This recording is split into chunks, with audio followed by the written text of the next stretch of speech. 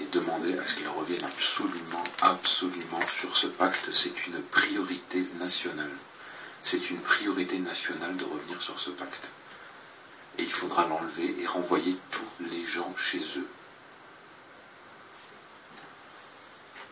D'accord? Avant que les gilets jaunes décident de le faire eux-mêmes. Ok? Et que là, ça parte vraiment en couille. Donc voilà, demander des comptes, hein, si Marine, parce qu'on sait là que les gens vont en avoir marre, ils vont finir par voter l'extrême droite, enfin peut-être, hein, à moins que Macron prépare autre chose, dictature peut-être, je sais pas.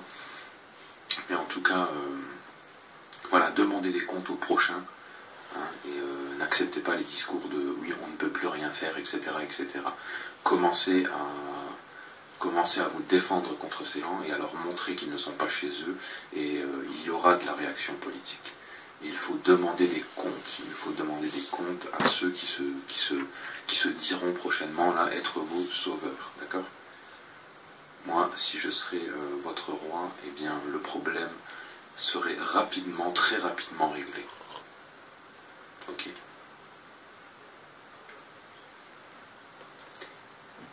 Voilà les amis, voilà où est le véritable danger et voilà les avancées sérieuses du plan. Donc les gilets jaunes, s'ils se contentent de demander un autre candidat, ça va pas aller bien loin. D'accord? Ça va pas aller bien loin. À moins qu'ils votent Front National, mais comme je vous l'ai dit, je pense qu'ils vont encore nous sortir des conneries, comme quoi ils ne pourront pas revenir sur les lois, etc., que c'est pas si facile, etc. Surtout si c'est Marine qui est dans l'Europe. D'accord? Et si c'est Marion, ben vous avez le piège du national-sionisme. Donc là, vous pouvez être sûr que tout sera mis en tension pendant quelques années. On va faire monter les tensions jusqu'à ce que les gens s'en prennent physiquement aux migrants, ce qui, au bout d'un moment, avec tous les viols et tous les crimes, commence à être légitime. Et bon, c'est ça toute la perversité du plan, quelque part. D'accord? C'est de tout vraiment bien manipuler comme un horloger. Et voilà. Voilà les amis, à bientôt, paix sur vous. Donc ce que vous êtes en train de subir en France, en Europe, qui fait tellement peur, ça devrait être la plus belle nouvelle de notre histoire juive. Enfin, on commence à s'y approcher. Enfin, on commence à réaliser ce que les sages nous avaient prescrit avant. Ce que je vous ai dit tout à l'heure, c'est marqué dans Sanhedrin. Le Mashiach viendra que quand Éden, l'Europe, la chrétienté sera totalement tombée. Donc je vous pose la question, c'est une bonne nouvelle que l'islam envahisse l'Europe? C'est une excellente nouvelle, ça annonce qu'on dit Mashiach. Excellente nouvelle. Et que se passe-t-il quand il viendra? La paix régnera enfin dans le monde, les nations déposeront les armes et serviront le peuple d'Israël. Vous allez payer très cher les factures. Mais à un point, vous n'avez même pas de notion pour la fin. Bien cher pour le 2.0. Au fond crématoire. Ce sera sur place, l'égorgement. C'est marqué aussi dans les livres. Ok, les cartes sont posées. Les choses sont claires. Enfin, tout ce cinéma, dans le fond, nous n'avions pas tort. Ce mouvement est un mouvement piloté par la droite radicale. Laissez-moi juste le temps de m'asseoir, s'il vous plaît.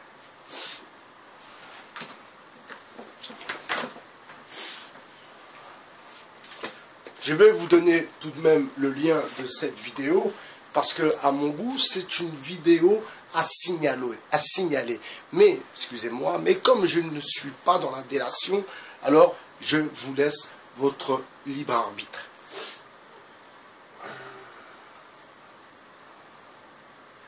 Cette vidéo, Gilet jaune, il y a urgence. Donc la personne s'appelle Muslim No Man. 60 000 personnes ont vu cette vidéo.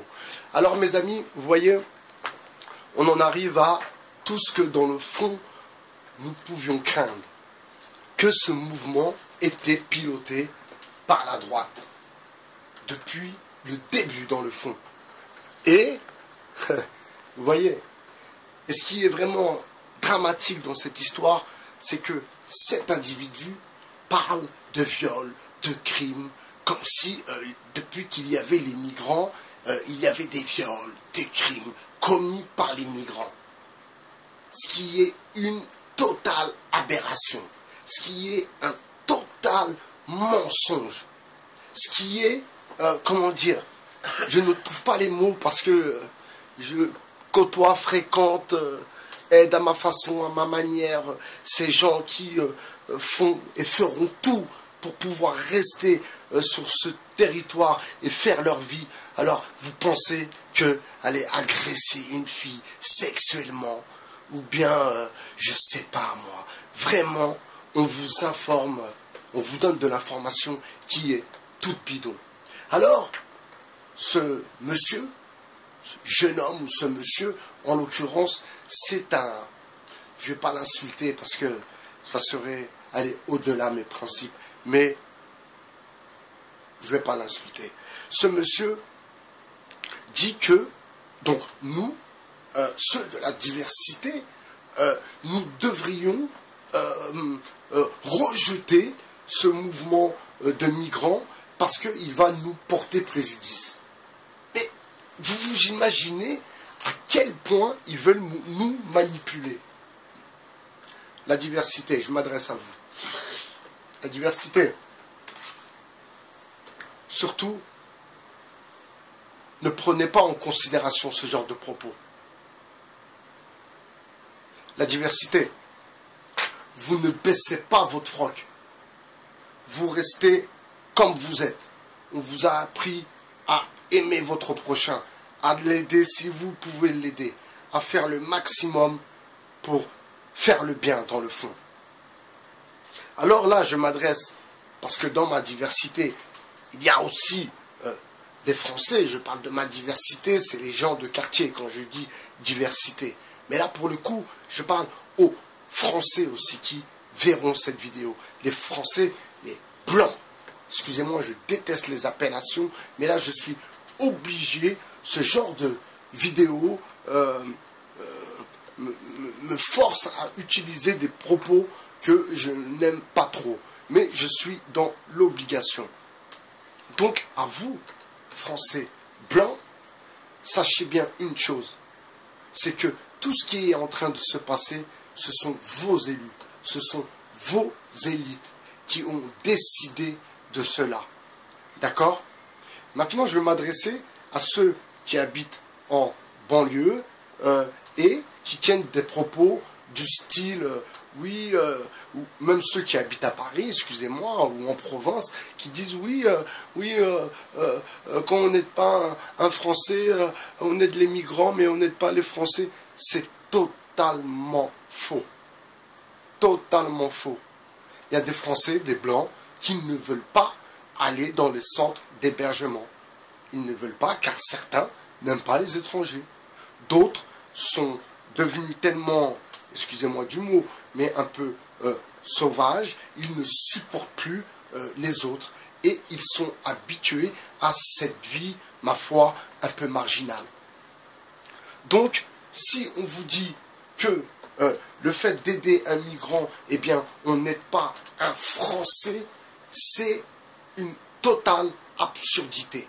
Je suis moi-même, je ne vais pas dire le mieux placé, mais je suis le mieux placé pour le coup, si, je suis le mieux placé pour pouvoir parler de la situation de ces gens, alors de ces gens, de ces Français qui refusent de rentrer dans les centres d'hébergement et qui préfèrent avoir une vie un peu, ma foi, marginale, et ces migrants, pour le coup, parce que, vous savez, c'est là où le mensonge est devenu institutionnel dans notre pays.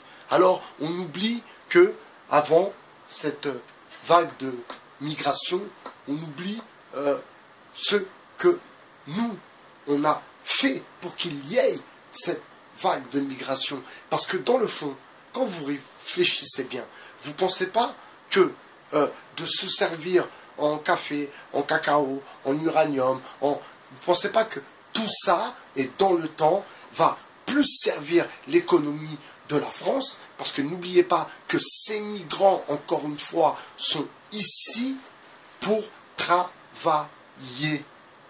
Les gens sont dans l'obligation de travailler, et vous savez pourquoi? Parce qu'ils ont de la famille qui est au pays.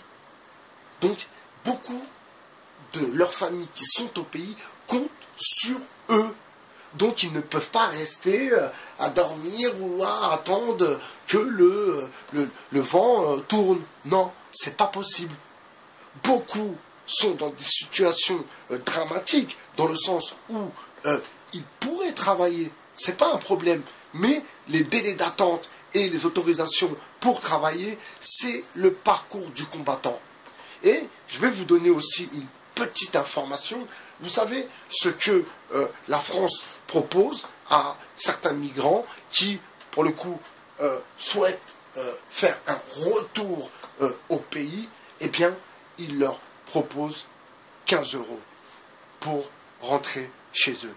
Des gens qui ont attendu des 10 ans, 12 ans, 8 ans, 9 ans, qui ont attendu à rester, donc à vivre dans des centres d'hébergement, à côtoyer des gens qu'ils n'auraient jamais connus dans leur vie, à être habités par une frustration terrible, et on leur propose 15 balles pour rentrer. En l'occurrence, c'est un ami malien qui m'a raconté ça. Il lui proposait 15 €. 15 € pour rentrer au Mali. Alors que, Areva,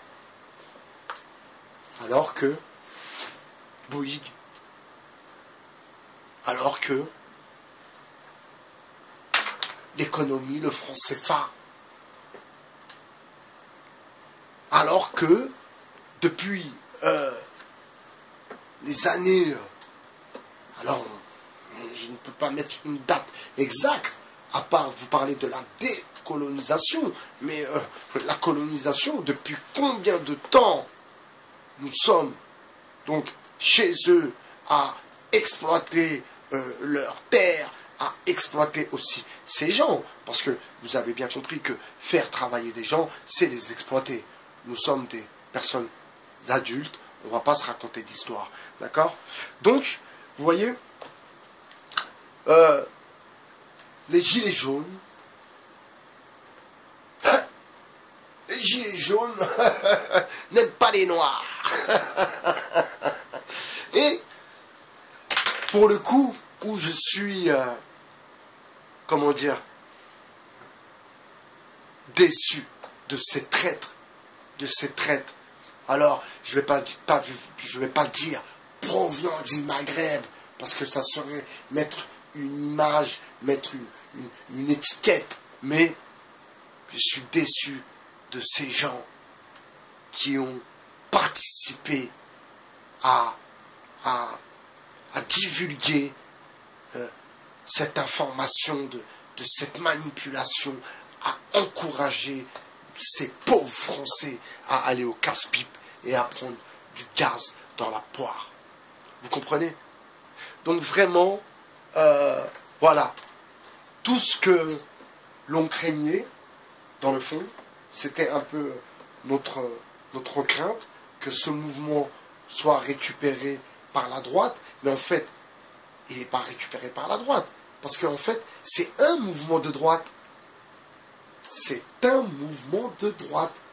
Donc il n'y a pas de récupération. Si quelqu'un récupère ce mouvement, ça sera la gauche. Vous comprenez? Ou, et là, ça serait notre carte à jouer.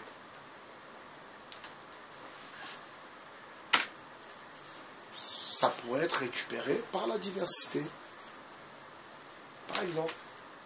Une petite idée comme ça. Par exemple. Mais, surtout pas par la droite. Et vous voyez, cette vidéo que vous allez voir par la suite, je vais vous redonner le lien. Gilets jaunes, il y a urgence. Voilà, il dit concrètement, oui, vous aussi, en parlant de la diversité, des Noirs et des Arabes qui sont déjà en France, oui, ces gens-là vont vous porter préjudice, patati patata. Vous vous imaginez le culot et vous vous imaginez le manque de respect total qu'ils ont envers vous, envers nous. Vraiment, je suis je suis pas triste, mais